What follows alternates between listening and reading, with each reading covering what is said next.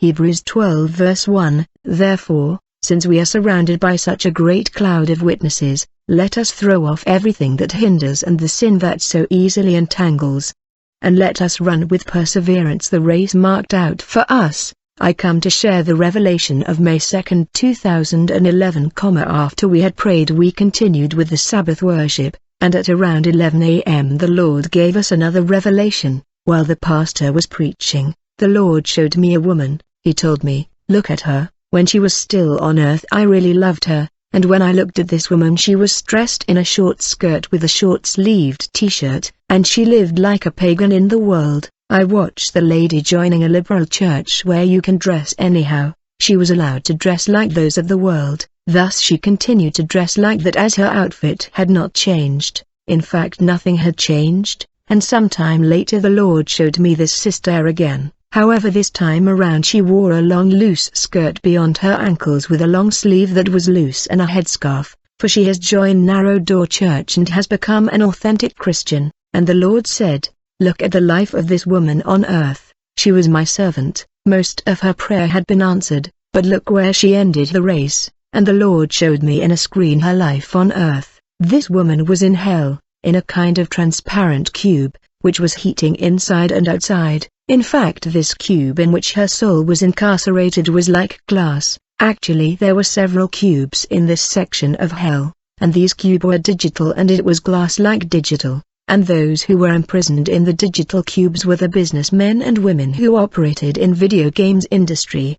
They were investors who were behind the designs of the video games. I was told by the Lord the soul of people who are addicted to video games were also in prison inside this cube that were burning. So these games are currently for sale all over the world via the net. The Lord told me, I am repelled by all kinds of games you play on the earth. I am against video games, including games of chance, all the games you install on your phone, your tablet and device. All these games do not glorify me. At that moment, I watch on the screen that the Lord pulled before me, and I saw this woman that has joined Holiness Church. She was now very committed to the faith in the service of the Lord. She was very submissive to the word. She was faithful and obedient to the Lord after joining the conservative church. In truth, she had left everything to follow the Lord, but there was a sin to which she could not resist. She had installed in her mobile phone a game that everyone knows very well. It's the game called Zuma.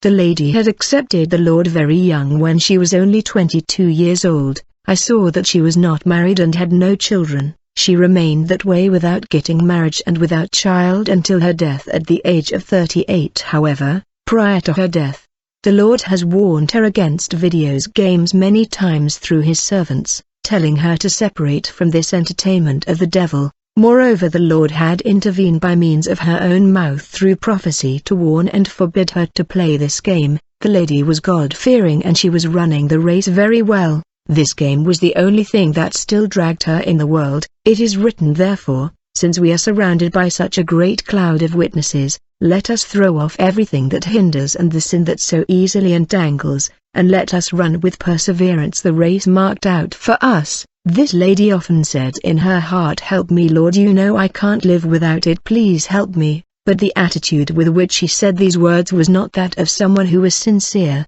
It was not a heartfelt prayer, for there was no regret. She was failed to deeply regret her weakness and cried to the Lord to deliver her. There was complacency in her words and she had become comfortable with the game which the Lord found repellent.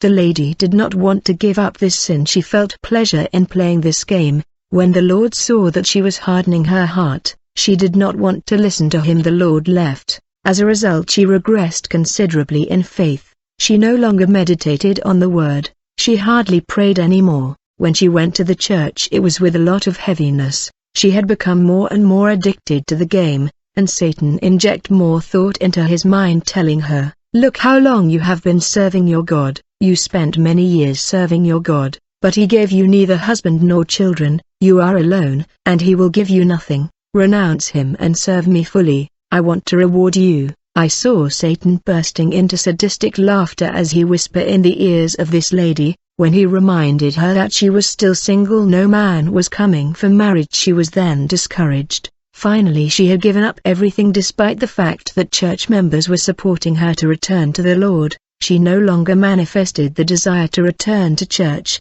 She was completely discouraged. She had abandoned everything. She died in her room with the laptop in her hands, still playing this game of Zuma. When she died, two demons of terrifying appearance came. They appeared in her room, one on her left and the other on the right. As soon as they arrived, they violently pulled her soul from her body. She found herself naked in the middle of the demons. She had a huge bag on her back that she was forced to lift because these load was her sins, and her fingers were disheveled. At that moment the earth opened under their feet. The demon dragged her soul to hell. She fell into this cubic cell of glass that was heated. This was her final conditions. This is what I had to share with you. Peace and grace.